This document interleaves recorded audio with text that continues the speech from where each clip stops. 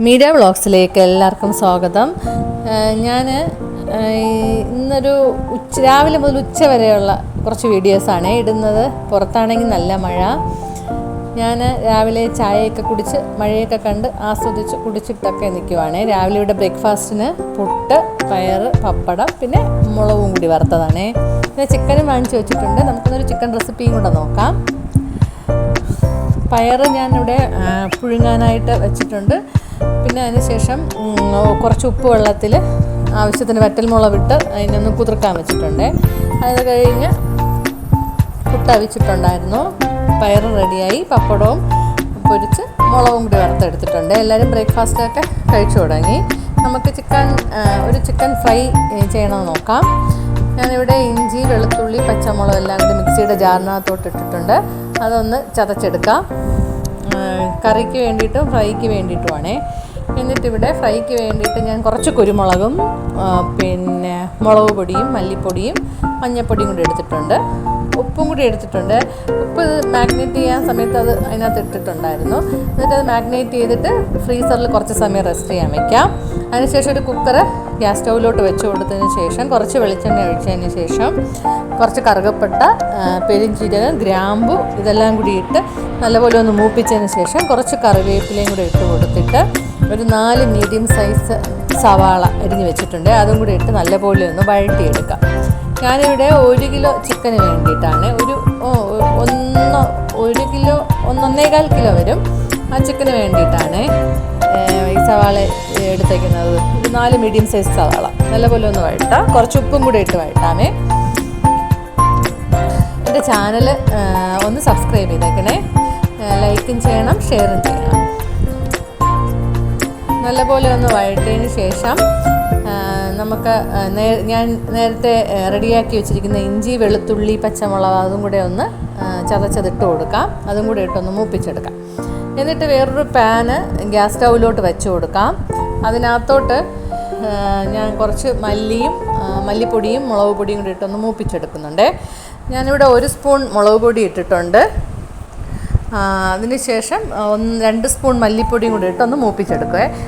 ഞാൻ നേരത്തെ തന്നെ ചിക്കൻ ഒന്ന് കുറച്ച് മുളക് പൊടിയും ഉപ്പും മഞ്ഞൾപ്പൊടിയും കൂടി ചേർത്ത് മാഗ്നേറ്റ് ചെയ്ത് വെച്ചിട്ടുണ്ടായിരുന്നു. കറി വയ്ക്കുന്നതിന് മുമ്പ് അതൊന്ന് പുരട്ടി വെച്ചേക്കുന്നത് കൊണ്ടാണ് 1 സ്പൂൺ മുളക് പൊടി ഇട്ടത്. പിന്നെ ആവശ്യമുണ്ടെങ്കിൽ നമുക്ക് കുരുമുളക് പൊടി ഇട്ട് അഡ്ജസ്റ്റ് ചെയ്യാം. അതിനുശേഷം അതിനെ ഒന്ന് നല്ലപോലെ മൂപ്പിച്ചെടുക്കാം. ചെറിയ ഫ്ലെയിമിലിട്ട് വേണം മൂപ്പിക്കാൻ. അതിൻ്റെ കൂടെ തന്നെ കുറച്ച് കറി മസാല പൊടിച്ചതും കൂടി ചേർത്ത് കൊടുത്തിട്ട് അതും കൂടെ ഒന്ന് നല്ലപോലെ ഒന്ന് മൂപ്പിച്ചെടുക്കാം. ഈ മൂപ്പിച്ച പൊടികളെല്ലാം കൂടി നമ്മളിവിടെ വഴറ്റി വെച്ചിരിക്കുന്ന സവാളയിലോട്ട് ഇട്ട് കൊടുക്കാം. എന്നിട്ട് നല്ലപോലെ ഒന്ന് വഴറ്റി റെഡിയാക്കി എടുക്കാം. എന്നിട്ടൊരു അത്യാവശ്യം വലിപ്പമുള്ളൊരു സവാളയല്ല, തക്കാളിയും കൂടി ഒന്ന് അരിഞ്ഞ് ഇതിനകത്തോട്ട് ചേർത്ത് കൊടുക്കാം. ചേർത്ത് കൊടുത്ത് നല്ലപോലെ ഒന്ന് ഇളക്കിയെടുക്കാം. എന്നിട്ട് നേരത്തെ ഞാൻ റെഡിയാക്കി വെച്ചിരിക്കുന്ന ചിക്കൻ ഇതിനകത്തോട്ടിട്ട് അതും കൂടി ഒന്ന് നല്ലപോലെ ഒന്ന് ഈ മുളകും മല്ലിപ്പൊടിയും സവാള എല്ലാം കൂടി ഒന്ന് ചേർത്തൊന്ന് ഇളക്കിയെടുത്തതിന് ശേഷം നമുക്ക് ഒരു വിസിൽ കേൾക്കാൻ വേണ്ടി പാകത്തിന് കുക്കറിൻ്റെ മൂടി അടച്ച് വയ്ക്കാം. ഞാൻ മറ്റൊരു പാന് ഗ്യാസ് സ്റ്റൗവിലോട്ട് വെച്ച് കൊടുത്തു.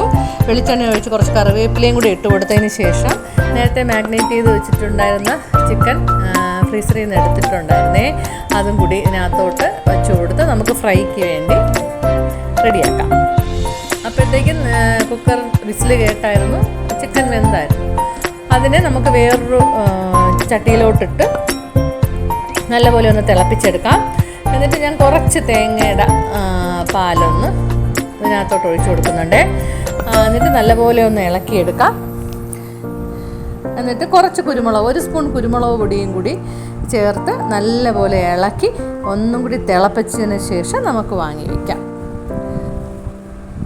അപ്പോഴത്തേക്കും ഞാനിവിടെ വച്ചിരിക്കുന്ന ചിക്കൻ റെഡി ആയിട്ടുണ്ട്. അത് ഞാൻ ചിക്കൻ ഫ്രൈ റെഡി ആയിട്ടുണ്ട്. ഞാനത് വേറൊരു പാത്രത്തിലോട്ട് മാറ്റിയിട്ടുണ്ട്. പിന്നെ ചോറ് നേരത്തെ തന്നെ വെച്ചിട്ടുണ്ടായിരുന്നു. പിന്നെ കുറച്ച് കപ്പയും കൂടെ വാങ്ങിച്ചായിരുന്നേ ഇന്ന്. കപ്പയും കറി വെച്ചു. ചോറ് റെഡി ആയിട്ടുണ്ട്, കപ്പ റെഡി ആയിട്ടുണ്ട്, ചിക്കൻ കറി റെഡി ആയിട്ടുണ്ട്, പിന്നെ ഫ്രൈയും റെഡി ആയിട്ടുണ്ട്. ഇന്ന് പിന്നെ ഉച്ചവരെ ഇത്രയൊക്കെ ഉള്ളൂ. വേറെ വിശേഷങ്ങളൊന്നുമില്ല. നാളെ കാണാം.